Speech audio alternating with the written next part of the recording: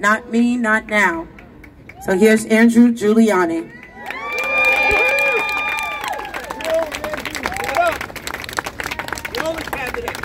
Thank you, Joy. Oh, we do have some amplification over here, so I like that a lot.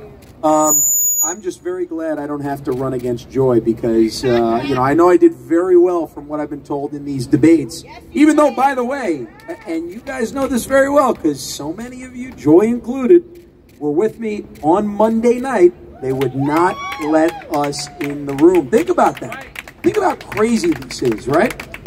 We are all going to vote. You could actually vote now if you wanted to, but we're going to vote on Tuesday, June 28th. And when we go to vote on Tuesday, June 28th, we do not actually need to show any identification.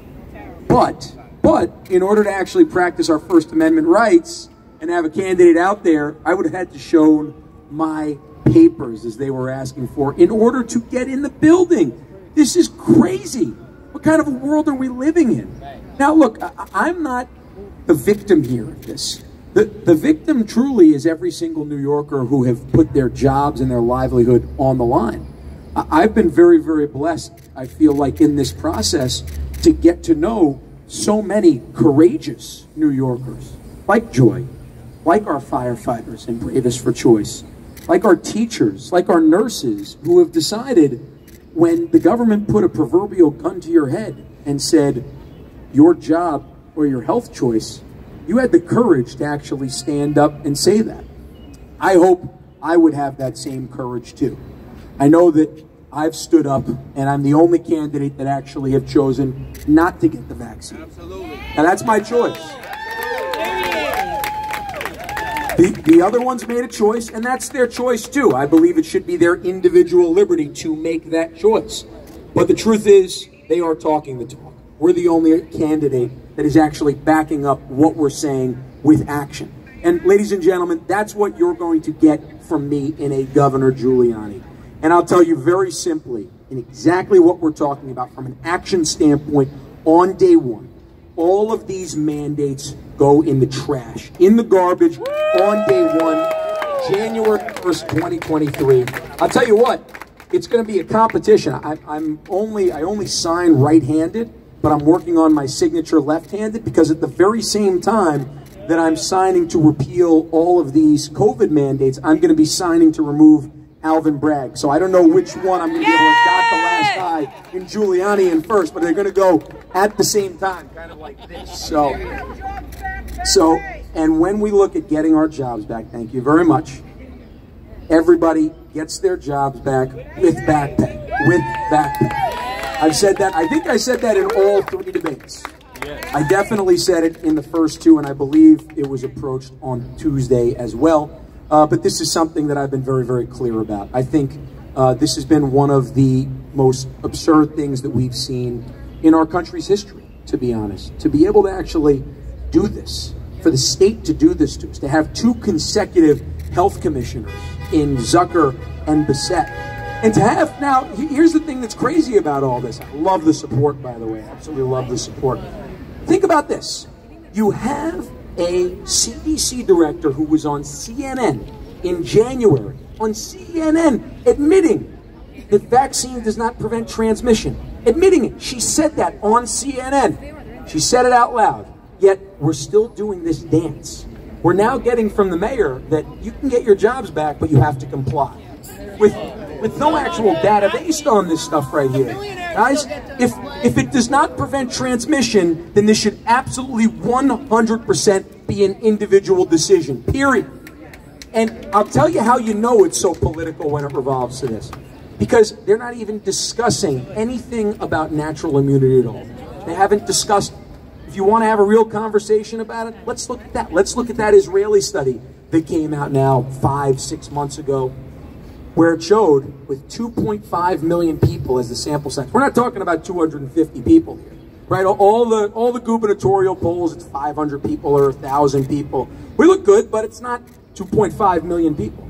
With 2.5 million people, we see the natural immunity is 6 to 13 times stronger and longer lasting than actually anything that you would get from the shot. This is crazy. This is absolutely crazy. We're going to return sanity to Albany. And we're going to allow every single New Yorker to make their own health decisions on this, period. Period, ladies and gentlemen. And it starts on day one. It starts by making sure every single New Yorker, as we said before, who lost their job, gets their job back with back pay. What I want to add to that, too, is any single New Yorker, we have to figure out how to do this, but we are going to start exploring this in the first week of the administration.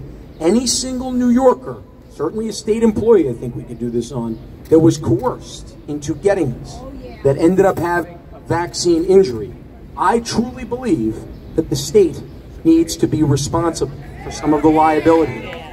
Because this was coercion by so many. I can't tell you how many firefighters and police officers that I know, and I know some nurses too, that thought about this and made the decision to get this. And I understand how difficult that decision must be.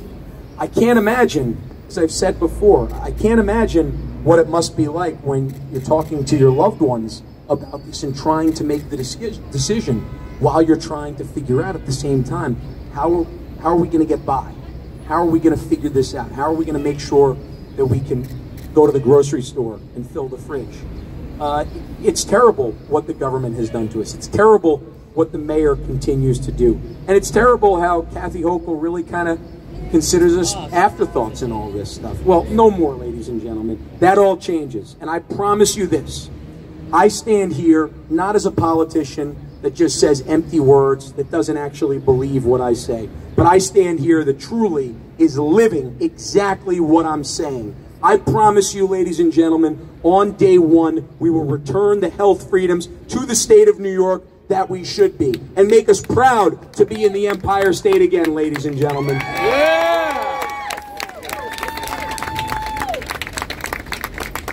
So here comes the part and the pitch right here. I need you to come out and vote for me on Tuesday, June 28th. Definitely. I'm asking for your vote, Tuesday, June 28th. This is so important to make sure that we have somebody that is going to stand up truly for our individual liberties, for our rights, for our Constitution, and for our own health decisions. And I promise you, ladies and gentlemen, every single day that I'm in office, not going to be like Cuomo or Hochul, or remember Spitzer over there for the 18 months that he was in there. Not going to be like those people who thought they were kings. I'm certainly not going to be wearing a Vax necklace where a cross belongs, or maybe a Star of David belongs right here. And I'm definitely not going to, and I'm definitely not going to ask anybody to be my apostles. No deity complex over here, I can tell you that. What I will remember is the fact that I'm not running to be your boss. It's the other way around. I'm running so that way I have the privilege of each and every one of you being my bosses. And I remember, I will remember exactly who I will pledge to serve. And that's all of us. And as I said, and I'll conclude with this, our health freedoms come back on January 1st, 2023, once I swear on that Bible, and once I swear that we will protect New York, we will protect our health again, and we will allow us to make those individual decisions that each and every one of us should have always had to make. It shouldn't get to this. And the truth is, I really wish that this would stop being a political issue. It shouldn't have to wait until June 28th, or November 8th, or January 1st. This should just be following the actual data and the science right now. It shouldn't be a Republican candidate talking about this or a Democratic candidate defending their political narrative on this. No, let's just follow the science. Let's follow the health on this. And if we did that, we'd have our individual freedoms back. I promise you that I will follow the science on this. I will follow the real data on this, and everybody will have their individual right to make their choice. So I want to thank you very much for having me, for letting me be a part of this movement. And God bless you. God bless the state of New York, and please come on out and do me the honor of voting for me this Tuesday, June 28th. Thank you. Thank you very much. Giuliani.